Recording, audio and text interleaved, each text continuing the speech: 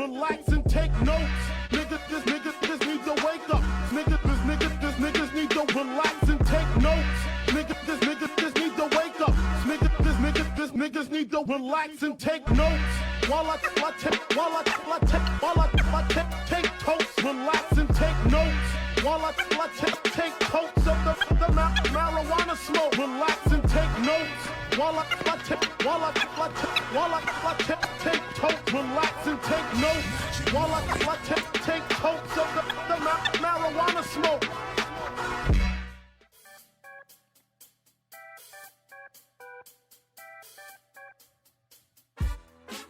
Oh yeah, welcome back to another episode of the Audacity Podcast. I am the man on the street. And today on the Audacity Podcast, what we're going to be talking about is what? Man, mental health. But especially mental health dealing with the black man. So, are you ready? I know I am. So let's go.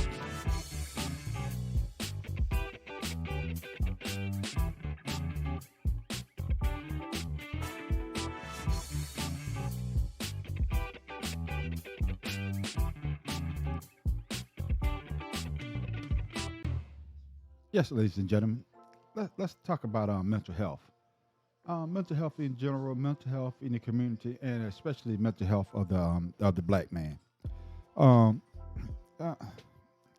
know. I do podcasts on sports. I do podcasts on main events.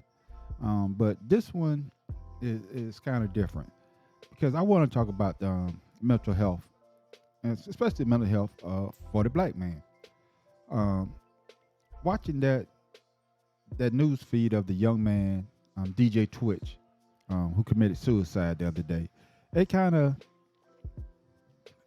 put me in a space where I was like, man, this guy seemed to have it all. You know, a nice career, money, fame, but yet he still committed suicide and he killed himself. So basically, you know, he was dealing with some type of mental break that caused him to do that to himself, to do that to his family. You know, it's just something that you never know. You may be standing by somebody that's going through something. You know, your friends or your family member may be going through something and you don't even know it. You don't even know it because they show that smile on their face like everything is okay. But deep down inside that they're going through something. And we all know somebody in our family or a friend that we tend to call crazy. We call them crazy in a minute. But that person may be going through something and may be looking for, you know, somebody to say, hey, are you okay? You know, do you want to talk? You know, some people don't have that support system. You know, some people just deal with depression in silence. And that's not the way it's supposed to be, especially if you know that person or if you know that family member. You know how they act. If they're acting a little bit funny or they're not being themselves, you might want to ask them, hey, are you okay? Is everything going all right? You know, but watching that young man, I mean, I see him on the Ellen show and he seems though that he was just happy-go-lucky, but you never know what somebody's going through. So yeah, that kind of put me in the mood of, man, let's talk about the mental health, especially mental health of the black man. Because as a black man, you know, we deal with so much, you know, with racial profiling, you know, the job situation, can't get promoted, trying to get a loan, or, you know, trying to do things to better yourself and always getting that red flag or that red stop sign in your face, you know. And as a black man, I know as a fact that, you know, we deal with a lot. You know, you deal with the fact that, hey, you got to be strong. You know, you can't show no weakness. You know, don't cry. It's just a lot. You know, you're the provider. You know, get out there every morning and you out there clawing and stretching, and it seems though you still can't get ahead. So, you get depressed. And I know as a black man, I don't want to go sit and tell people my problems, and that's just something that we all go through. We all go through. All men, I believe, deal with something like that. Hey, I don't want to tell anybody my problem. But, we have to change that narrative. I did a podcast a couple of episodes ago about how black men are afraid to go to the doctor. And I can attest to that, because of what had happened to us before, as being a black man, being experimented on. And I believe the same thing dealing with mental health. Going and sitting on somebody's couch or just talking to somebody about your problems, it's never been done. Nobody in my family, as I was growing up, ever saw a therapist.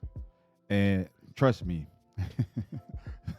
some of my family members needed that therapy. All jokes aside, but I'm being serious. We look at therapy as, hey, I don't think it'll help. I'm gonna find my solution in something to drink, or better yet, some type of drug.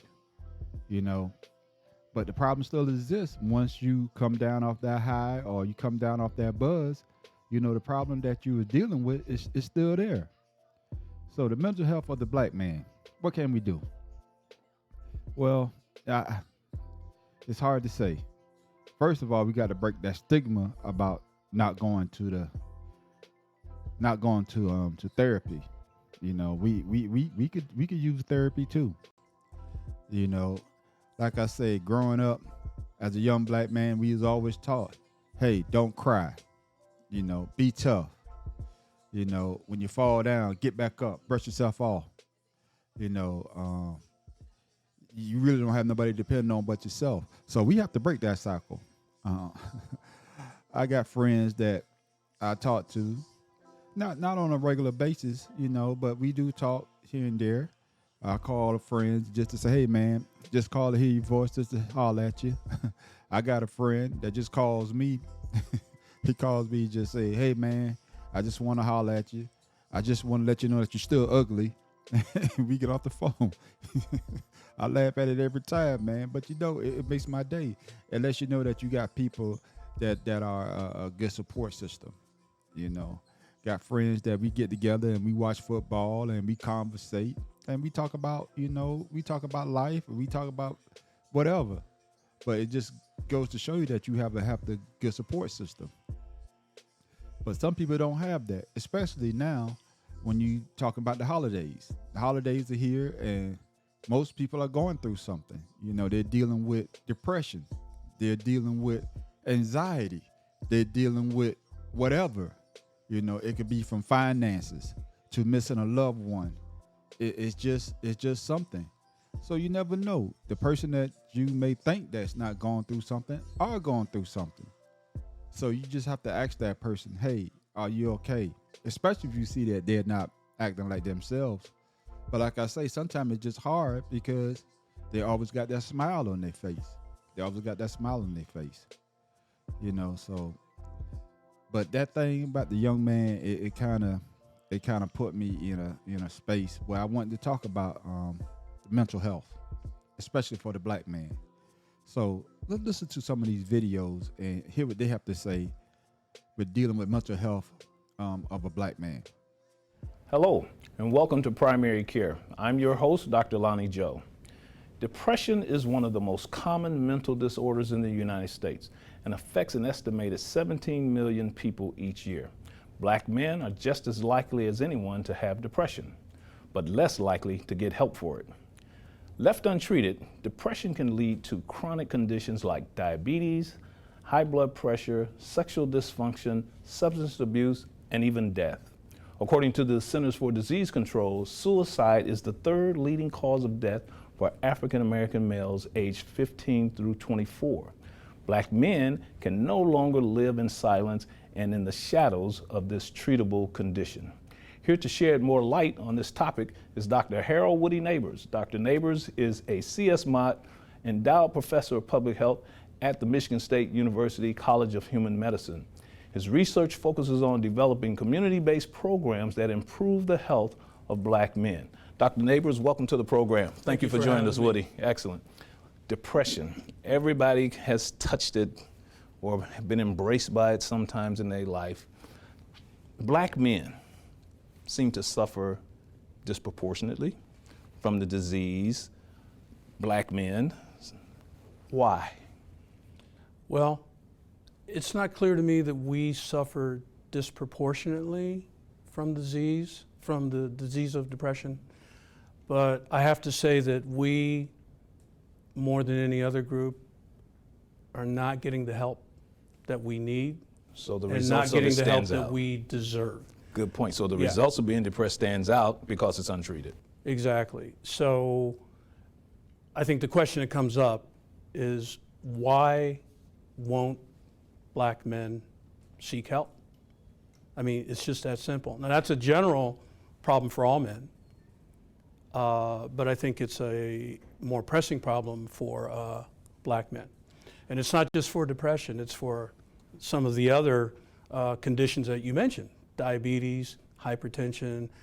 We have a problem in reaching out to get the help that we need. Yeah, in my office, they're the last ones through the door, and, you know, in terms of complaints, and then they don't complain as much. I mean, they're so stoic with their own assessment of themselves. I mean, it leads to other problems. But if you were hurt by someone you trusted.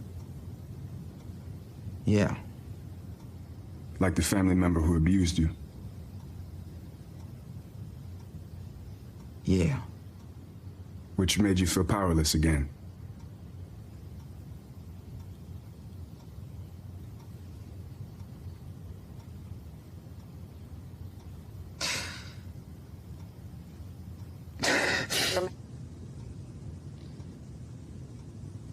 It's cool. You should release this. Wow, when I saw that scene from Atlanta, I knew I had to talk about it on this week's Cross Connection because it's really not something we see on TV every day, and that's Black men in therapy. And of course, you may remember Kendrick Lamar's album, which dropped this summer, that also explores this very timely topic. Now, according to researchers, Black men are about half as likely to pursue counseling as their white counterparts when experiencing anxiety or depression. Well, the first step in breaking that stigma is to talk about it. And so here with me is Dr. Michael A. Lindsay. He's Dean of the NYU Silver School of Social Work. And back with us is Dr. Jason Johnson. Mike, I want to start with you. Dr. Mike, my Morehouse man on set with me.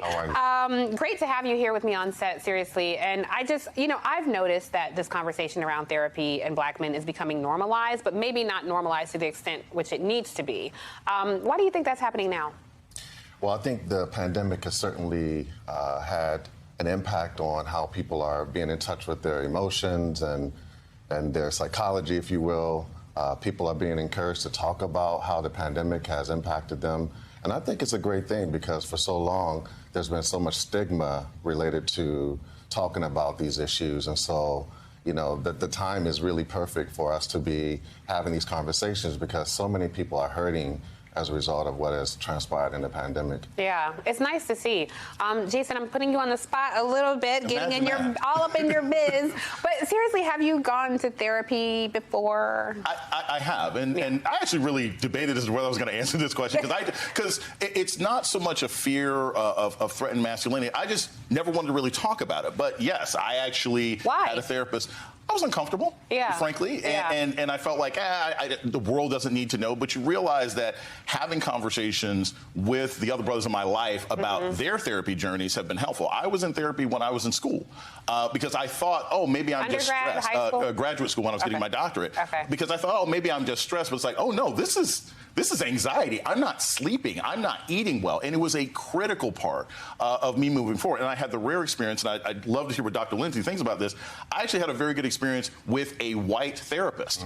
Since then, I've never interacted with a white therapist, but I had a white male therapist who the first thing he said to me is, are you comfortable with talking to a white guy about this? Because I understand if you're not. So that's what built a really good relationship. That makes a really good point, though, because there does seem to be a necessity for cultural competency when when talking to, so when we talk about black men in therapy, there's also a delta when it comes to black men therapists. That's right. So how can that be addressed? So what we know is that only about 4% of the mental health workforce are actually black. Wow. And so as a dean of a school of social work, the Silver School of Social Work, it's really important for me to bridge that divide by bringing more people of color, people from historically marginalized populations into the profession, showing them that, you can do well if you come into the behavioral health workforce. And so, to Jason's point, I think that so many people struggle with, I want to see a black therapist, I want to see someone that looks like me. And I often tell folks the most important thing is to see someone, right? And then work it out. Just like we have to go to various beauticians or barbers until we find the right fit. Sometimes we have to go through that process until we get the right one. But to go to someone is really, really critical. Yes, as you just heard, hey, man, they were right on point. And they just reinforced some of the things that I said earlier in this video, that that black men we will keep things in. We will suffer in silence. We would not talk to anybody, especially a therapist. What did one doctor say? We're the last one in the door that he sees, which is crazy, especially these days and times, We have to get out there and start taking care of ourselves better, It's crazy, to be strong and to be stoic. That's what we're supposed to be. We're supposed to be the backbone of the family. We're not supposed to show no fear. We're not supposed to cry. We're supposed to keep this mentality that we're strong at all times. But sometimes, my brother, you need to let your guard down. Sometimes you need to break down and cry. You need to break down and let somebody know that you're hurting. Don't suffer in silence, like my man said. And also, the mental health and depression can lead to other things, more health problems, high blood pressure, sexual dysfunction. It's crazy. But yet we will suffer in silence. So my brothers, my question to you is, how are we going to break this cycle? How are we going to learn to get out of this box that we're in, get out of the box of our parents and our grandparents. We have to break this cycle, and I think that's one way that we're going to break this cycle is that, leaning on your loved ones, your significant other, leaning on somebody that could build you up, like I said earlier, to take some of the pressure off of you, because that's what it's all about. To take that pressure off of you, and that's all you really need sometimes. So, black women, women in general, lift your man up if he sees that he's down. Tell him that he's worth it. Tell him that he's, that you're there. Sometimes a man just want to be held. Sometimes. Sometimes a man want to be held. Sometimes a man just want to know that he's not in that fight alone, and I think that will help some of the black mental state of a black man. I truly believe that. So hopefully you got something out of this. Those videos, you can watch some of those on YouTube. You also read, be there, and in closing, be there for one another, especially brothers. It's okay to tell another man that, hey man, I'm there for you. All right, we must be there for one another. And brothers, it's okay to go seek therapy. It is okay to go seek therapy. I hear a lot of people talking about it's the best thing that ever happened to him. I hear Charlamagne the God always says every time that he goes see a therapist. And other prominent black men, they go see a therapist. So I think Tyler Perry went to see a therapist. So it's a lot of things that you can work out with a therapist that you may not be able to work out with your friends. And like the guy say, you have to keep searching for the right one that fits your needs, that you're more comfortable with. And it may not be a person of your same race. So whatever you need to do to get the help that you need, my brothers, make sure you get out there and get it. And that's from your man on the street. Thank you, ladies and gentlemen, for checking out this episode of the Audacity Podcast. I am the man on the street. And if you like what you're hearing, don't forget to subscribe to my YouTube channel. And you can also hit that thumbs up button. And also leave me a comment down below if you like what you're hearing. And with that,